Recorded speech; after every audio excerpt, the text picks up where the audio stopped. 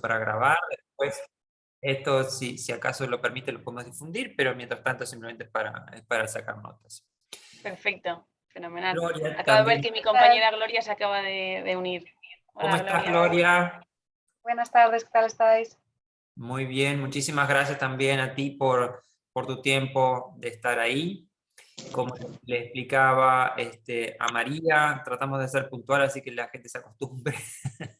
Así que mientras yo hago una pequeña introducción, vamos permitiendo que la gente entre. Bueno, bienvenidos a todos nuevamente. Ya perdí la cuenta del número de eventos que hemos realizado para analizar impuestos e incentivos. En general, hasta el momento ha sido en América Latina, con muchísimos países, y ahora salimos de las fronteras regionales de lo que es América Latina para ver el caso de España. Que por cierto, obvio, como de América Latina nos va a interesar no solo conocer cómo hacen para fomentar sus exportaciones, también si hay alguna cuestión del punto de vista de las importaciones. Así que eso es algo que lo hemos hecho con bastante asiduidad. De hecho, tenemos un paper que hemos realizado conjunto con CEPAL, analizando diferentes casos. Ese paper va a ser publicado prontamente como dije, con CEPAL. Así que esperemos que sea de utilidad también. Y de paso, anunciarles que en los próximos semanas, en las próximas semanas, a partir de noviembre, vamos a hacer el ALES Talk, que es una serie, como ya hemos hecho desde el principio de la pandemia, para analizar diferentes temas que son tendencia en este sector de servicios globales. Y ahí lo que vamos a analizar en primer lugar son las fintech y las criptos, ver qué está pasando en América Latina como realidades y como oportunidades. También vamos a ver el tema del Worker Tech, que es una de las cosas sumamente interesantes que está pasando no solo en América Latina, a nivel global, que es cuál es la regulación que están teniendo de protección las personas que trabajan en plataformas. Y España en este caso ha hecho tiene punta, o sea, tiene liderazgo por la regulación que tiene para algunos de estos temas, pero ya hay algunos otros países, incluso en la región, Chile, que está teniendo una regulación bastante interesante. También vamos a ver el tema de lo que son servicios globales vinculados a sostenibilidad o ESG, que es una de las cosas que nosotros estamos convencidos que como forma de generar valor en los próximos años se va a expandir. Y por último, vamos a analizar casos de buenas prácticas en toda América Latina sobre cómo logran las empresas exportar servicios. Entonces, ya con eso hemos ganado 2 minutos y se han sumado algunas otras personas. Le damos la muy cordial bienvenida a nuestros miembros que están en este momento registrados. Lo que me doy cuenta que está Sonia de El Salvador, Ana de Venezuela y entre otros, Mauricio de Chile, y que seguro se irán sumando. Entonces, bienvenidas María, bienvenida Gloria. Son dos personas especialistas en estos temas. María es asociada principal del Departamento Tributario de Garrigues en España y Gloria es asociada senior del Grupo de Imposición Indirecta de Garrigues también de España. Así que muy bienvenidas y la idea es conocer en este caso cómo hace España en el tema de los impuestos y los incentivos en servicios. Así que nuevamente muchas gracias por su tiempo. Muchas gracias, Javier. Buenas tardes, buenos días a todos. Como Javier ya nos ha introducido, somos María y Gloria. Trabajamos en el Departamento Fiscal de la Oficina de Madrid de Garrigues. Y bueno, Javier nos ha invitado a comparecer a esta charla para hablarles sobre la tributación en España de los servicios. Hemos pensado en dividir esta charla en dos partes distintas. Una sería la tributación directa, sobre la que hablaré yo, y otra sobre la tributación indirecta, sobre la que hablará Gloria. Una cosa importante, María, es que yo se las había dicho al inicio, es que, no ahora en este instante, pero en intercambio que seguramente tengamos muchas preguntas o interrupciones sí, no lo tomen a mal, Perfecto. es nuestra metodología para poder Fenomenal. entender mejor. Sí, sí, desde luego, siéntanse libres de interrumpir, porque la intención es que esta charla sea lo más interesante, útil y práctica para ustedes, así que cuando lo consideren oportuno, tengan una duda, interrumpen y la comentamos. Pues bien, Gloria, si te parece, empiezo yo por la tributación directa, ¿vale? Adelante. En la tributación directa, se puede dividir a su vez en dos grandes análisis. Uno, cómo tributan en España los servicios que las entidades españolas prestan en el extranjero, y, por otro lado, cómo tributan en España los servicios que prestan entidades no residentes a sociedades españolas. Entiendo que a ustedes les va a interesar más esta segunda parte. Pero bueno, para que entiendan un poco cómo funciona aquí el sistema de tributación directa, les voy a hacer una breve introducción de la primera apartado de cómo tributan las sociedades españolas por los servicios que prestan en el extranjero, para luego ya centrarme en lo que creo que les va a resultar más de su interés. Pues María, bien, ahí yo te hago sí. la primera interrupción, así te vas a acostumbrar. Perfecto, muy bien. La idea es hablarles a los niños como si fueran 6 años, como digo yo a los chicos en la universidad, Vale. o a las abuelas de 90. Entonces, cuando me estás hablando de tributación indirecta, te estás refiriendo a el IVA. El IVA. Del IVA va a hablar Gloria. Okay. Yo les voy a hablar de, ahora mismo les iba a hablar del impuesto sobre sociedades en España, cómo tributan las sociedades en España, las que son residentes en España cuando prestan servicios al extranjero, puede ser un país de Latinoamérica, y luego me centraré más en hablarles cómo tributan las sociedades no residentes, esas sociedades latinoamericanas, cuando prestan un servicio a una entidad en España, que creo que es lo que les va a interesar más. Pero no quería dejar de hablarles cómo tributar en España, por si acaso en algún... Es que sirve como buena práctica, claro. Claro.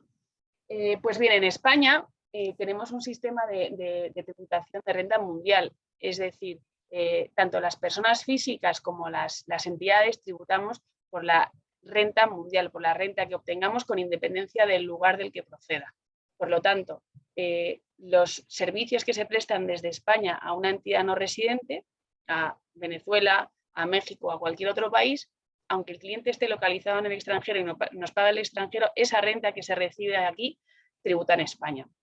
En el impuesto sobre sociedades, en España el tipo impositivo es del 25%, con lo cual se aplica un 25%. Si bien es verdad que se aplica sobre una renta neta, quiere decir que se permite deducir gastos directamente relacionados con la actividad. Puede pasar, y en la práctica ocurre muy habitualmente, que el país desde el que se paga, lo que en la terminología fiscal se llama el país de la fuente, pues si alguna vez escuchan esa terminología, el país de la fuente practique una retención o considere que esa renta es renta de origen panameño, venezolano, donde fuere, y quiera practicar una retención.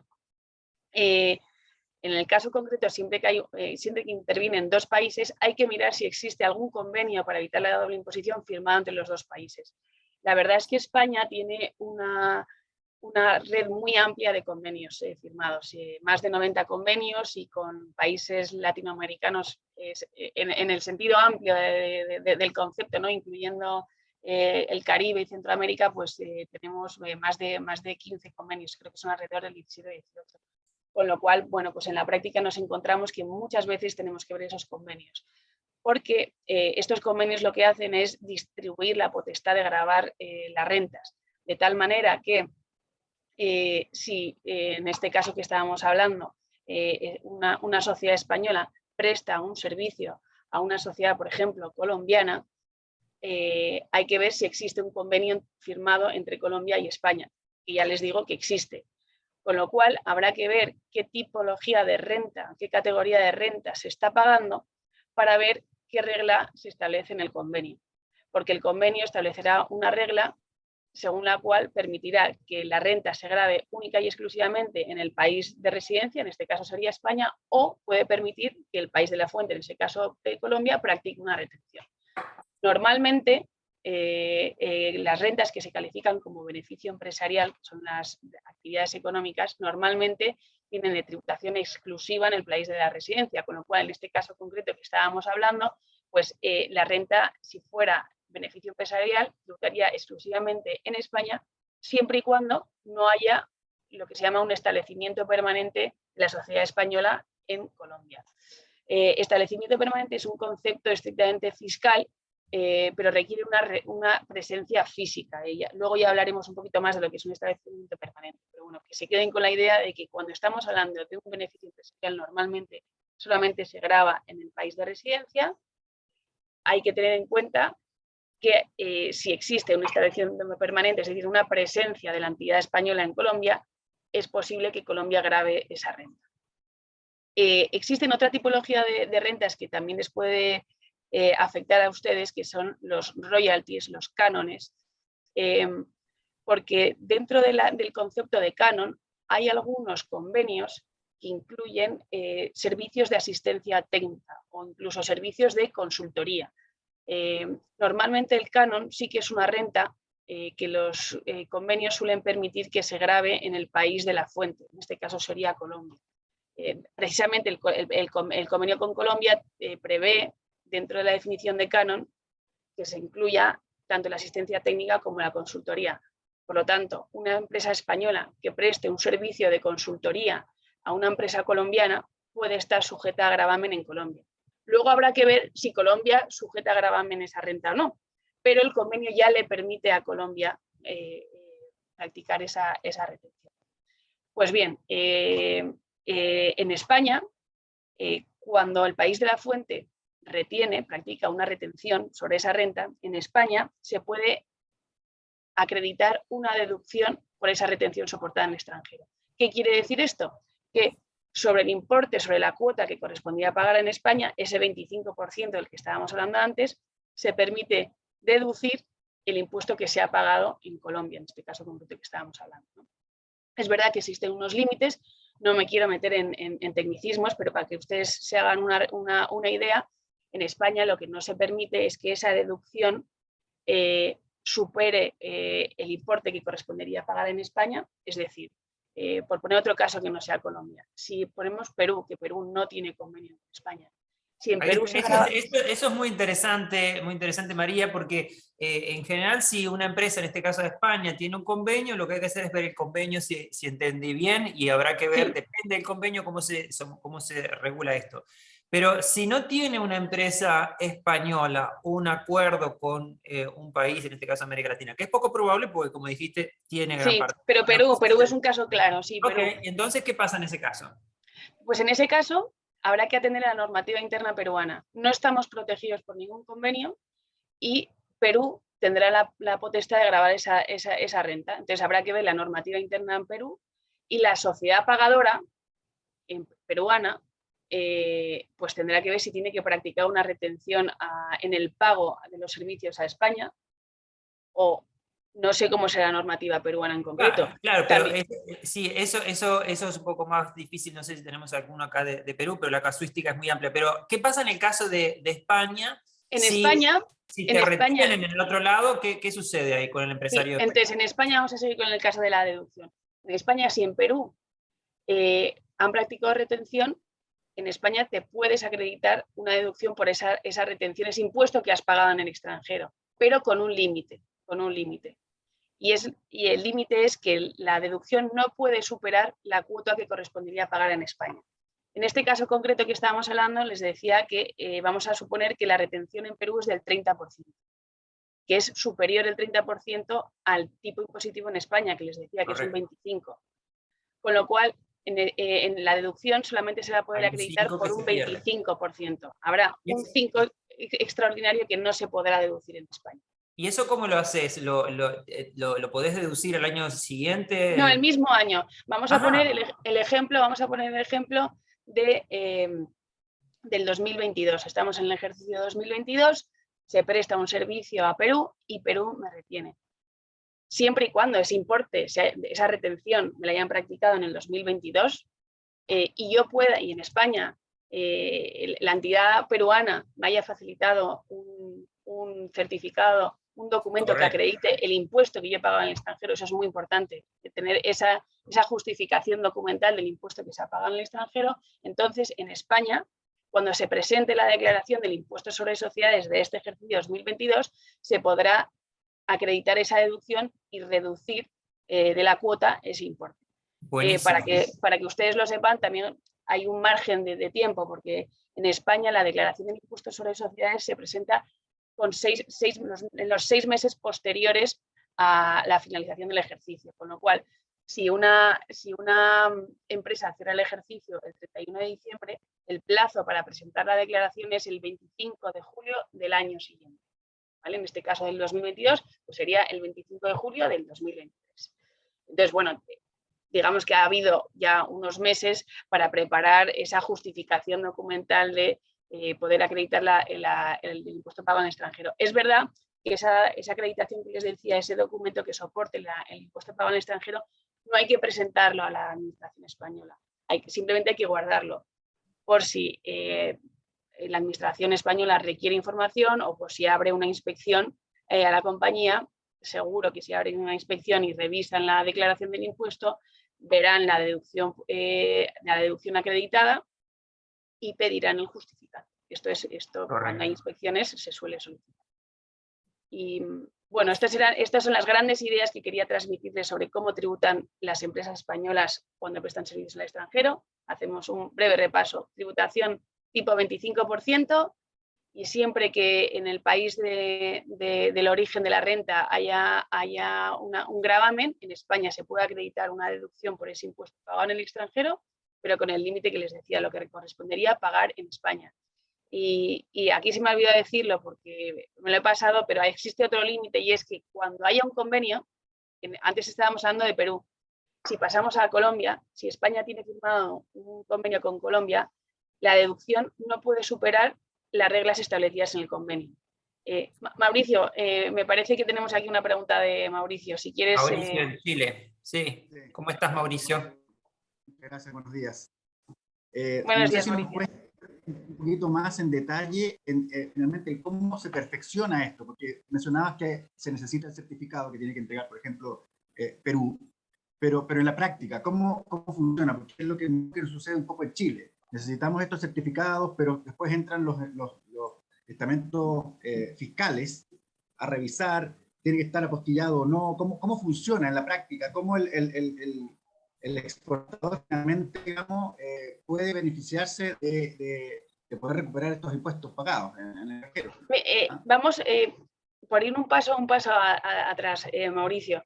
Ahora estamos hablando del impuesto que pagan las sociedades españolas, no el impuesto que pagan las sociedades extranjeras, correcto, ¿no? Entonces, en España, para poder acreditar esa deducción de una sociedad española del impuesto que soporta en el extranjero, tiene que tener un certificado del impuesto pagado allá. Esto pueden ser dos tipos de certificados y depende mucho del país de origen. Puede ser que la sociedad pagadora haya tenido que presentar una declaración vamos a poner en Perú, ingresando ese importe. Ahí debería tener una copia de la sociedad española de ese importe que la sociedad peruana ha pagado en nombre de la sociedad española. Y con eso, ahí se verá el importe pagado y el importe retenido y que se ha pagado al fisco. Eso sería un justificante que en España validaría la acreditación de la deducción. Justo cuando estaba usted planteando la pregunta, estaba contando el caso de cuando existe un convenio, como puede ser el caso de Chile. En España, si en Chile se practica una retención, en España, por esa retención practicada en Chile, también se puede acreditar la deducción. ¿Qué ocurre? Que esa retención no puede superar los límites establecidos en el convenio. Vamos a imaginarnos que estamos hablando de un canon. No sé de memoria cuáles son los límites establecidos en el convenio con Chile, pero supongamos que el tipo de retención máximo establecido en el convenio es un 10%. Es decir, que Chile puede practicar retención en el pago de un canon, pero con el límite máximo del 10%. Si por lo que fuere la sociedad chilena no ha practicado una retención del 10%, sino del 20%, no se están cumpliendo los límites del convenio, no se están cumpliendo las reglas del convenio. Y entonces, en España, cuando la sociedad española quiera acreditar ese impuesto pagado en el extranjero y deducírselo de lo que le correspondería, exclusivamente va a poder acreditar 10, a pesar de haber pagado 20. Pero las reglas del convenio establecen el límite de 10. Con lo cual, dime, No, Javier. que está bien, está bien. Una cosa importante para que se lo aclaraste vos, pero se lo vuelvo a decir. Estamos viendo, en este caso, chicos, es que en este caso las empresas nuestras serían importadoras, pero la información es útil porque si se genera doble tributación, nos va a salir más caro importar y por lo tanto es útil tener en cuenta esta historia. Pero aplicando de todas formas lo que acaba de decir Mauricio, es ese certificado que te va a dar, que no me acuerdo cómo se llama la entidad fiscal de Perú, por ¿cómo se llama? SUNAT, me parece, puede ser Bueno, SUNAT. la SUNAT, exacto, la SUNAT.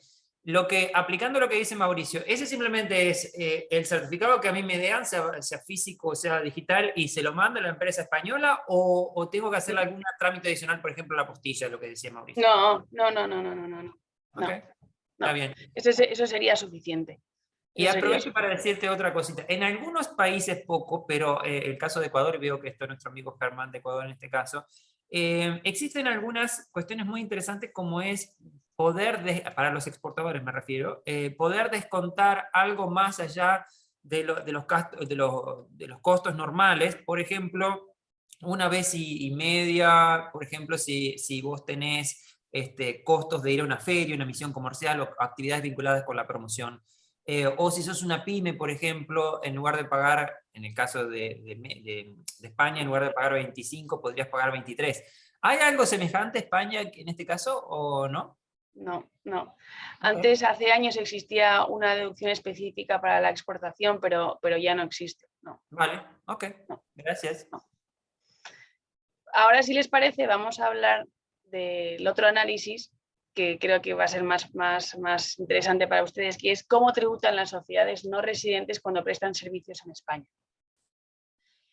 Aquí, igual que ocurría anteriormente, tenemos que ver dos normas. Uno, la normativa interna española, y otra, si existe un convenio para evitar la doble imposición. Pues bien, en la normativa española, en este caso estaríamos hablando ya no del impuesto sobre sociedades, sino estaríamos hablando del impuesto sobre la renta de no residentes. Pues el impuesto sobre la renta de no residentes sí que establece que los no residentes que realicen actividades económicas en España pueden estar sujetos a gravamen. Y principalmente hay dos reglas. Una, las rentas derivadas de actividades económicas realizadas mediante establecimiento permanente en España, eso que hablábamos antes. Esto requiere presencia física. Y principalmente estamos hablando de dos supuestos. Cuando la entidad no residente dispone de un lugar fijo de negocios aquí en España de forma habitual y continuada, estamos hablando de oficinas o estamos hablando de construcciones o instalaciones que tarden más de 6 meses, eso ya se considera que es un lugar fijo de negocios y por lo tanto hay establecimiento permanente. Y el segundo caso, para hablar de establecimiento permanente, es cuando la entidad no residente, a pesar de no tener un lugar fijo de negocios, opera en España a través de un agente dependiente. Agente dependiente que actúe en nombre y por cuenta de la sociedad no residente y que tenga capacidad de vincularla, capacidad de firmar contratos en nombre de esta entidad no residente. Pues en cualquiera de estos dos casos se considera que hay establecimiento permanente. El establecimiento permanente, hay que decir que en España las autoridades fiscales suelen utilizar de tributación directa un concepto muy amplio. Entonces, cuando estamos en los grises, que no se sabe muy bien si es agente dependiente o no, normalmente si tenemos una inspección, la administración tributaria considerará probablemente que existe un establecimiento permanente. Pues cuando la entidad no residente opera en España a través de un establecimiento permanente, está sujeto a gravamen y la tributación es del 25% sobre el resultado neto. Además, cuando hay establecimientos, hay obligaciones censales, hay que informar a la administración permanente aquí, de una serie de obligaciones y presentar el mismo modelo, de hecho, que el impuesto sobre sociedades, lo que pasa que marcando que se trata de un establecimiento permanente, y además se tendría la obligación de nombrar a un representante aquí en España. La realidad es que el establecimiento permanente no es una figura que se utilice muy habitualmente, porque normalmente se prefiere evitar el operar a través de un establecimiento permanente, pero evidentemente hay situaciones y como les digo, cada vez es verdad que la administración tributaria está prestando más atención a este tipo de perfil. Otro tipo de situaciones en las que la renta también se considera que es de fuente española y no se opera a través de un establecimiento permanente es cuando la actividad económica se realiza en territorio español. Existe presencia física, pero no con ese carácter habitual o continuado del que hablábamos antes. Les pongo un ejemplo práctico. Imagínense una entidad no residente que organiza una feria comercial en España y hay una sociedad española que va a alquilar un stand en esa feria, una feria que dura un mes, con lo cual no es una presencia física prolongada en el tiempo. Pues la prensa española quiere participar en esa feria y alquila un stand en esa feria. Y le paga a la entidad no residente por ese stand. Bien, pues esa renta que se está pagando a la entidad no residente por el uso de ese stand se entiende que es una actividad económica realizada en territorio español y entonces tendría la obligación de practicar retención. Habrá que ver, en ese caso concreto, si la entidad no residente reside en un país con el que haya convenio con España, porque si fuera así, esta renta en concreto se calificaría como beneficio empresarial y entonces no estaría sujeta a gravamen en España. Me costó un poco entender el ejemplo, pero me gustaría, para como se dice, que me lo expliques con manzanas. Supongamos que yo hago consultoría, ¿no? De hecho, de lo cual vivo. Entonces, vos me contratás para que yo durante una semana esté ahí dando capacitación a tus clientes. En ese caso, ¿me van a retener? Sí, dependiendo de qué país sea residente, Javier, pero eso es una actividad económica realizada en España. Te has desplazado a España, has venido aquí y has asistido a mis clientes en España. Este ejemplo que has puesto, además, más que actividad económica que lo es, también se podría utilizar, se te podría interpretar como la segunda regla que os iba a contar ahora, que es servicio utilizado en España. Cuando se realiza una actividad en España sin establecimiento permanente, hay que tener en cuenta dos reglas normativas españolas. Uno, cuando hay una actividad económica realizada en territorio español, hay presencia física. Es la feria. Sí, aquí estás diciendo que venías. Pero imagínate que no vienes. Imagínate que lo prestas desde donde estés, Javier. Okay. En ese caso, es un servicio. En España se considera que los servicios utilizados en territorio español también son rentas sujetas a gravamen en España, son rentas de fuente española. Con lo cual hablamos de dos reglas: actividades económicas realizadas en España o servicios utilizados en España. Y el caso que has puesto es buenísimo, porque de hecho hay consultas de la Dirección General de Tributos sobre eso. ¿Qué se entiende que es un servicio utilizado en España? Pues bien, en los servicios de consultoría podemos hacer 1000 casos, pero vamos a poner ejemplos concretos. Servicio de consultoría. Si tú no te desplazas, Javier, a España y prestas tu servicio de consultoría desde España, tendremos que ver a quién estás prestando ese servicio. Imagínate que yo, desde Garrigues, te contratamos a ti para que asesores a nuestros clientes. Tendremos que ver si tu servicio va a servir para actividades económicas realizadas en España. Porque si tu servicio sirve para asesorar a un cliente mío en una actividad económica que tenga en Uruguay, se entiende que se utiliza en Uruguay, no se entiende que ese servicio se utiliza en España.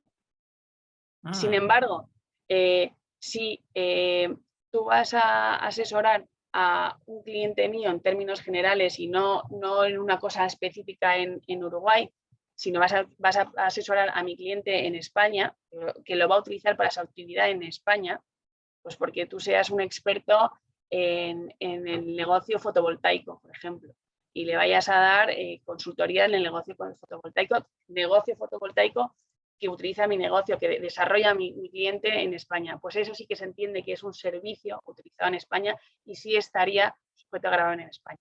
¿Es verdad? Aun cuando yo esté en ese caso, en Uruguay, te lo brinde de manera digital. Totalmente, porque el servicio se utiliza en España.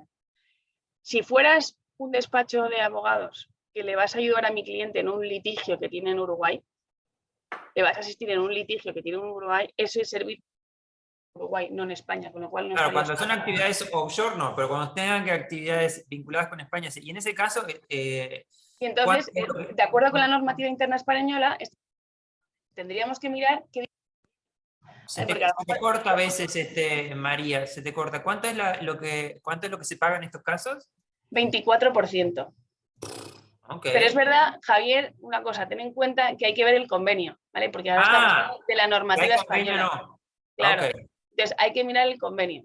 Estábamos hablando de la normativa interna española. España considera que esa renta es de fuente española, pero hay que mirar si el país de residencia, donde estés tú, Javier, tiene un convenio con España. Si existe un convenio con España, habrá que ver cómo se califica la renta. Correcto. Como decíamos antes, si es una renta que se califique como beneficio empresarial, en España no estará sujeto a gravamen, porque hemos dicho que no operas a través de un establecimiento permanente. Ok, pero sí, pero es cierto que imaginaros, si no hay vamos a seguir con el ejemplo de la consultoría, que es un buenísimo ejemplo, Javier. Vamos a suponer que tú eres residente en Colombia.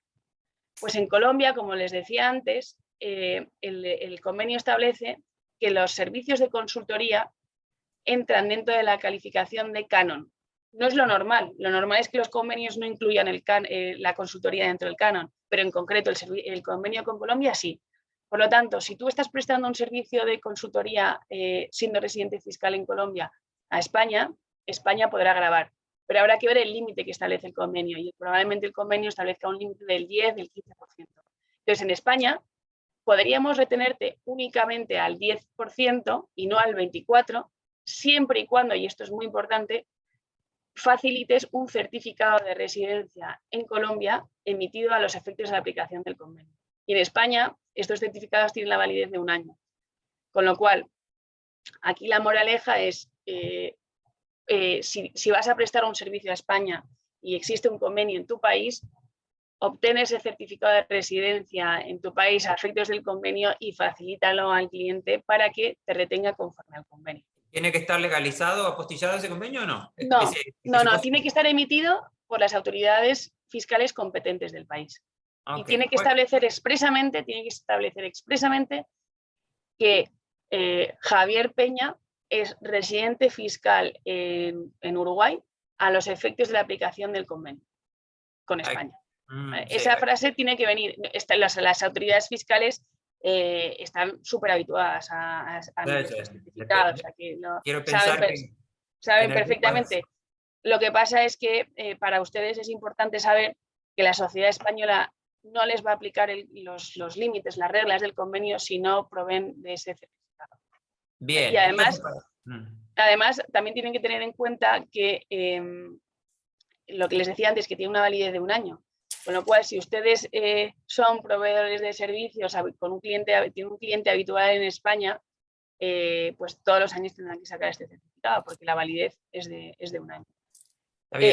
También les indico que si por lo que fuere no les practican bien la retención y les practican el 24% cuando ustedes tenían el derecho a que les aplicaran el 10%, tienen la posibilidad de pedir la devolución aquí en España. Pero ya serían ustedes quienes tendrían que presentar una declaración aquí en España solicitando esa devolución y aportando el certificado de residencia en su país. ¿Vale? Okay, porque normalmente... Disculpa, Javier, dime. No, entonces en términos concretos, si es establecimiento permanente, en nuestros términos, el modo 3 es claro que te van a, o es claro, es previsible que te van a retener, en ese caso va a ser de 25%. Lo que quizás hay que tener presente es que ese establecimiento permanente puede no ser solo con una sucursal, sino con... Sí, aquí una cosa, Javier, importante, cuando hay establecimiento permanente no es retención, es que el propio establecimiento permanente tiene la obligación de presentar una declaración. Bueno, no es el pagador, es el no residente. En cambio, cuando hablamos de operar sin establecimiento permanente, es el cliente español el que cuando te va a pagar te retiene el importe y lo ingresa aquí en España. Y una vez ya lo ingrese, el no residente no tiene obligación de presentar nada. Ya esa obligación ya la ha cumplido el cliente. Correcto. El dolor es 25%, a eso me refiero. El dolor es 25%. Sí, eso sí. Ahora, cuando estamos hablando del modo 4, si yo voy y doy la capacitación allá o la asesoría allá, o si incluso la doy de manera digital, lo más probable también es que sea, si no tengo convenio, si entendí bien, es del 24%. Y en el Si no hay caso... convenio, Y correcto. si hay convenio, obviamente hay que ver el convenio, pero puede descontarse parte de esa retención, y para ello voy a precisar un certificado de residencia en el país Sí. que esté. La realidad es que si existe convenio y no estamos prestando servicios de carácter técnico, lo normal es que ese servicio no esté sujeto a gravamen en España. A ver, ¿cómo fue eso? Si están prestando ustedes un servicio, lo normal es que ese servicio, a efectos del convenio, tenga la calificación de beneficio empresarial. Ah, ok. El beneficio empresarial no La está regla sujeto a general. gravamen aquí.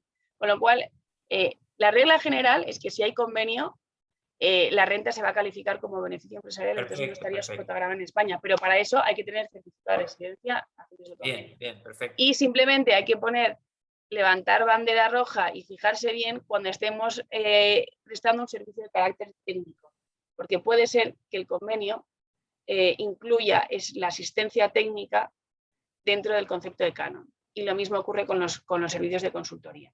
No es frecuente, no es la regla general, pero puede ocurrir, con lo cual hay que prestar atención a eso. Está bien. Y una cuestión práctica, que el otro día yo fui a pedir un certificado de residencia y lleva su tiempo, al menos no sé en todos los países, así que hay que prestarle cuidado a eso. Ok, perfecto. Muchísimas gracias, María, muy claro, al menos para mí. Si hay preguntas de los chicos que están acá, adelante. Sí, hay un comentario, digamos. María dijo que el certificado tiene que ser muy específico respecto a lo que decía. Que decía que tenía que ser que la persona Lo que tiene que incluir, Mauricio, el certificado es que la entidad no residente sea residente. Tú estás en Chile, ¿no?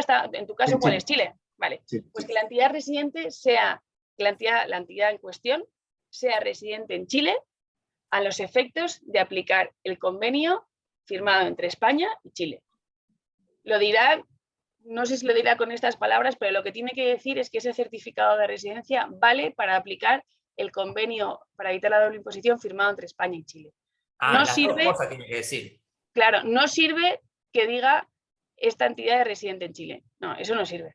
Para aplicar el convenio tiene que poner la coletilla, tiene que añadir que es residente para los efectos de la aplicación del convenio. Sí, así que eso es muy interesante saberlo, porque por lo menos a mí me tocó participar de la digitalización de ese certificado en nuestro Servicio de Impuestos Internos, que es la entidad chilena que emite este certificado de residencia tanto para los contribuyentes naturales como jurídicos. Entonces, se existe lo que tiene que ser específicamente, sería bueno saberlo, y tal vez, Javier, podamos como todos los socios de ALES, tengamos como estandarizar, o tratemos a lo posible, digamos, de estandarizar estos certificados para que efectivamente después podamos hacer uso de estos beneficios, porque de lo contrario, finalmente eso es lo que le sucede a los prestadores de servicios, que finalmente le retiran los impuestos en el extranjero y al momento de querer recuperarlos, ya sea se encuentran con la traba de que el certificado no sirve o hay un plazo específico que como bien decía Javier, se demoran en emitir el certificado, luego después en el país donde se prestó ese servicio ya llega fuera de plazo y no es capaz de poder presentarse a tiempo para recuperar. Hay una serie de detalles que finalmente si no logramos generar un conocimiento completo y que las mismas autoridades puedan emitir en tiempo, finalmente los convenios dejan de servir. Muchas gracias, Mauricio.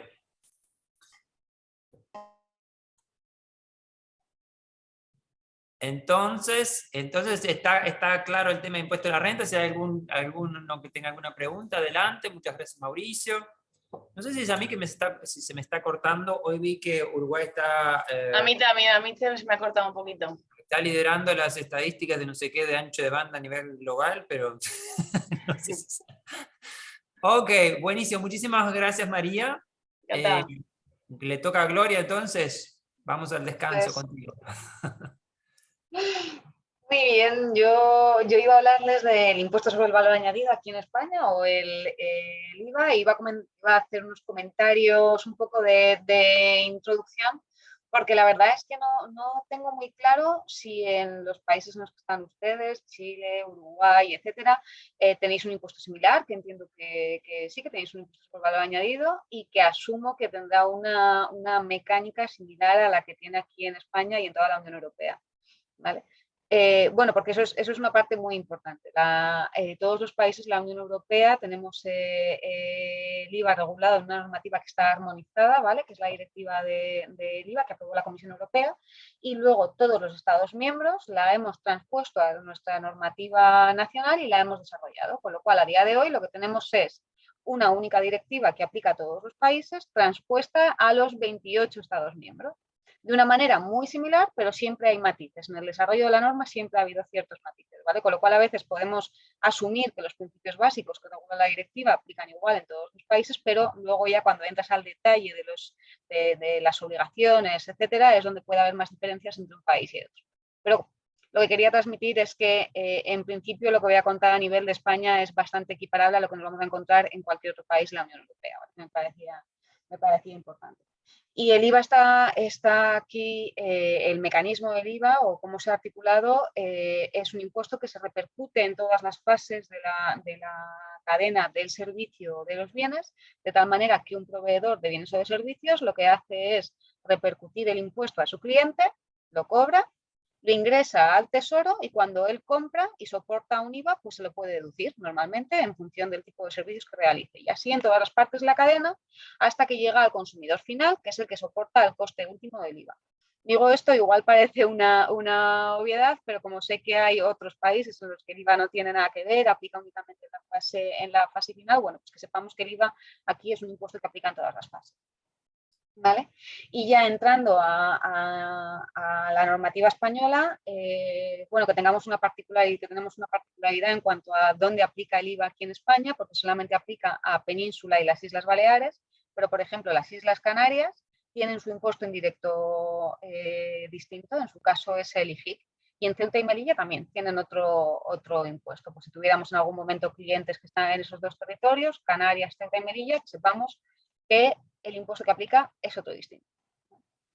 Y el tipo aquí, el general, es el 21%, aunque hay tipos reducidos del 10 y del 4, pero bueno, asumamos, yo creo, lo más sencillo es asumir que vamos a estar siempre en el tipo general, que es este 21%. Y yo había pensado dividir la exposición un poco como ha hecho María, qué pasa cuando un empresario no comunitario, no europeo, presta servicios aquí en España, tanto a otros empresarios, a otras entidades, como cuando lo hace a un consumidor final, y al revés, qué pasa cuando un empresario español presta sus servicios fuera de España. Por si acaso me quedo un poco corta de tiempo, espero que no, empiezo con esta primera parte de qué pasa cuando un empresario no comunitario presta un servicio aquí en España. Y lo primero que hay que determinar, o lo fundamental, o lo único casi diría, en cuanto al IVA en ese caso, es cuándo queda sujeto a IVA español, ¿vale? Cuando ese empresario va a tener que repercutir IVA español, ese proveedor, o cuando alguien va a tener que ingresar en Hacienda el IVA que corresponde a ese servicio. Y eso es lo que nosotros llamamos generalmente reglas de localización. Y en principio hay dos reglas fundamentales, que son las generales, pero no voy a mentir, y lo cierto es que esa primera regla general, que es muy sencilla, está seguida de no menos de 20 o 30 reglas excepcionales que suelen aplicar más que la regla general. La verdad es que la mecánica del IVA en esto, la regulación, es bastante compleja, es bastante farragosa. Entonces tenemos que ir mucho a analizar caso a caso cuál es la naturaleza del servicio. Pero en términos generales se puede decir que cuando un proveedor de servicios presta servicios a otro empresario profesional, tributa donde radique la sede del destinatario. Y cuando presta servicios a un consumidor final, tributa desde donde se presta. Con lo cual, con carácter general, a efectos de IVA aquí en España, si el cliente es un empresario español, va a estar sujeto a IVA aquí en España. Si el cliente es un particular, es un consumidor final, salvo determinadas excepciones que comentaremos luego, no está sujeto a IVA aquí en España. O sea que si soy una plataforma no pago IVA, pero si soy una empresa que le vende a otra empresa, sí me van a retener IVA, ¿entendí bien? Plataforma, depende de... ¿Plataforma de qué tipo, Javier? ¿En qué estás pensando? Saco el término para no confundir. Entonces, si soy una empresa de América Latina que le vende a una empresa de España, me van a retener el IVA, ¿entendí bien? ¿Qué tipo de servicio es el que estabas pensando? Bueno, en Tecnología, general, supongamos, te vendo vale, un software a vos, a tecnología, Garrigue. asesoramiento, consultoría, Eso, etcétera.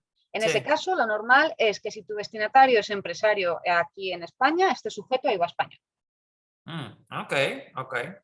¿Cuál es la particularidad en esos casos? Y es lo que nos va a salvar muchas veces de tener que hacer cumplimiento, obligaciones, registro, etcétera, aquí en España. Que lo que tenemos aquí en Europa es una figura que no sé si tendréis también en vuestros países, que es lo que se llama inversión del sujeto pasivo o autorrepercusión. ¿Qué significa? Que si yo soy Garrigues, ¿vale? Empresa establecida en España, y recibo un servicio de un proveedor extranjero que no tiene en España un establecimiento permanente, y ese servicio, por las reglas de localización que hemos dicho, está sujeto a IVA español, Garrigues es quien va a liquidar y a ingresar en la Hacienda Pública Española el IVA que corresponde a ese servicio. De tal manera que un no comunitario no tiene por qué conocer la directiva comunitaria, no tiene obligaciones de registro de ningún tipo, etcétera, porque es el empresario comunitario, el empresario que tiene su sede aquí en España, el que es el encargado de ingresar ese IVA y pagar. Ya, sí, eso lo entiendo. El asunto es que en la práctica el empresario español me puede decir, mira, esto es un costo para mí porque no tengo operaciones a nivel doméstico y por lo tanto no puedo compensar ese IVA, así que marche preso, tenés que pagarme, ¿cuánto dijiste que era el IVA ya? 21. 21, o sea que tenés que pagarme un costo de 21% adicional, ¿no? Eso no debería pasar realmente porque todo empresario que opere aquí en España está obligado a estar registrado, a presentar sus declaraciones de IVA, etcétera, ¿vale? Con lo cual, en teoría, ahí la responsabilidad de que el impuesto se ingrese correctamente y a quien pudieran sancionar en ese caso es al empresario español que no cumple con sus obligaciones de autorrepercusión de ese IVA que corresponde y no está ingresando el IVA. En realidad, la norma lo que dice es que el sujeto pasivo obligado a pagar el IVA en ese caso es el destinatario y no el proveedor. No, eso te lo entendí. El asunto es que yo soy el que estoy en América Latina y te vendo a vos Garrigues, pero vos Garrigues no tenés operaciones en mercado doméstico, ¿sí? Y por lo tanto no tenés movimiento de IVAs y por lo tanto vos me puedes decir, está bien, vos, tu hora de consultoría sale 100, pero yo voy a tener que liquidar un IVA del 21 a nivel doméstico y como no tengo para compensar ese IVA, me lo voy a tener que sacar de ese 21, de ese 100 que te estoy aplicando, que te estoy pagando. Entonces me Y van a tener, que lo ingresara al proveedor en lugar del cliente. lo que me puede llegar a pasar es que eso puede repercutir en los costos, más allá de quién lo paga. Sí, sí, que al final te digan que lo llevan contra margen de la operación porque para él es un coste y no se lo puede deducir. Eso. Bueno, en realidad, sí, entiendo que puede pasar cuando hay sujetos, cuando hay empresas aquí en España que por el motivo que sea no tienen derecho a deducción, como pueden ser entidades financieras, seguros, etcétera, que para ellos actúan al fin y al cabo como un consumidor final que no tiene derecho a recuperar el IVA. Lo que pasa es que todo esto, en la práctica supongo que pasará en algunos casos, pero en realidad esto está sancionado expresamente por la norma. Además, hay una cosa y es que en España un proveedor, aunque voluntariamente quiera registrarse en Hacienda para ingresar el IVA de la operación, en realidad no es un ingreso optativo, no es un ingreso voluntario. El ingreso tiene que estar vinculado o bien a la existencia de un establecimiento permanente aquí en España que tiene que repercutir IVA a sus clientes, o bien a que mis clientes son consumidores finales y por norma tengo que registrarme, tengo que ser yo quien repercuta. Pero en puridad, en el caso que tú me comentabas, Javier, no deciden las partes quién paga el IVA o quién ingresa el IVA, lo fija la norma. Y si yo quisiera ir voluntariamente a decir, oye, no estoy establecido, soy un empresario uruguayo, pero quiero ser yo quien ingrese el IVA a estas operaciones, en realidad la agencia tributaria debería denegarme ese registro. Ok, entendí. ¿vale? Entonces tenemos esa regla general de que con carácter general, cuando el servicio se esté prestando a otro empresario profesional, estará sujeto aquí en España. Y cuando le esté prestando el servicio a un particular, normalmente no estará sujeto a IVA aquí en España, estará sujeto a IVA, entiendo, en los países donde radica el proveedor, etcétera. Dependerá de la normativa interna que aplique a cada país donde esté establecido el proveedor de servicio. Pero esto tiene varias excepciones y yo creo que merece la pena nombrar las más habituales, como son los servicios que se entiendan vinculados con bienes inmuebles, ¿vale? Como puede ser pues, un arrendamiento, una tasación, cualquier servicio jurídico que esté relacionado con un inmueble directamente. Pues, por ejemplo, cuando nosotros asistimos en la redacción de un contrato de compraventa de un inmueble, pues eso está sujeto a IVA aquí en España, independientemente de dónde estén las partes situadas, y los servicios que se presten relativos a telecomunicaciones, servicios prestados por vía electrónica, por plataformas digitales, de enseñanza, educativas, etcétera. Todo eso está sujeto aquí a IVA español en la medida en que el destinatario sea un cliente particular aquí español, ¿no? Okay. Y también creo que merece la pena señalar que en ciertos casos, cuando se trata de servicios de telecomunicaciones o servicios prestados por vía electrónica, lo que se ha hecho a nivel comunitario es una especie de ventanilla única que se llama aquí, y es que para facilitar que todos estos operadores que prestaban servicios de telecomunicaciones a destinatarios aquí en la Unión Europea o servicios prestados por vía electrónica, pues sobre todo por lo que comentaba antes de plataformas digitales, de formación, etcétera, lo que se ha hecho es que se les permite registrarse única y exclusivamente en un país, aunque estén operando en los 28 Estados miembros, ¿vale? Se les permite que se registren en el país de la Unión Europea en el que ellos decidan, en el que ellos prefieran, presenten ahí sus declaraciones de IVA, a través de las cuales ingresen el IVA que corresponde a los servicios que prestan en toda la Unión Europea a particulares, ¿vale? De tal manera que si yo fuera un operador de pues, tipo Netflix, por ejemplo, una plataforma digital que presta servicios de streaming, etcétera, aunque no esté establecido en la Unión Europea y lo haga desde su sede en Estados Unidos, me lo invento, se registra en un país, que puede ser España o puede ser el que él decida, presenta una única declaración de IVA en ese país, pero a través de esa declaración en España ingresa el IVA que corresponde a Francia, Italia, Alemania, a todos los países de la Unión. ¿Vale? O sea, se ha intentado de alguna manera simplificar toda la operativa con no comunitarios, con empresarios no europeos que prestaban servicios globales aquí en España, digitalizados. Buenísimo. Y con eso entonces tiene que ver con en este caso, cuando nosotros exportamos servicios de España. ¿Y qué pasa cuando ustedes exportan servicios? Porque te cuento que me pasó, yo hice un libro y resulta ser que todavía estoy en la traducción y encontré un proveedor español, me lo recomendaron, y me dijo que me quería cobrar el IVA por la traducción. Pero yo digo, yo estoy en otro país, ¿cómo me vas a meter el IVA? Y le digo, porque en general esto pasa porque a veces no se conoce. Entonces yo, preguntarle al contador. El contador me dijo que tengo que poner el IVA. ¿Eso es así o no tenían ni idea? Generalmente no, por aplicación de la regla que comentaba antes. Si un empresario español presta un servicio a un cliente empresario profesional, como es tu caso, tributa en la sede del destinatario, en la sede del cliente. Con lo cual, con carácter general, si una empresa española presta un servicio a un empresario extranjero, no tributa aquí en España. Esa es la regla general, como decía, seguida de unas 20 o 30 excepciones. Y aquí yo creo que la más relevante y la que puede hacer que finalmente España traiga la tributación de esos servicios a efectos de IVA es la regla de utilización o explotación efectiva que le llamamos aquí, ¿vale? Eso es una regla que se hizo de manera opcional en la directiva para que el país que quisiera la adoptara para evitar supuestos de desimposición cuando finalmente el servicio va a tener una explotación económica aquí en España. ¿Vale? Sí, bueno, pero ese no era el caso en el tema de la traducción, porque yo le dije específicamente que era un libro para hacer acá, que que en ese caso me imagino que ha sido un problema de desinformación de la empresa.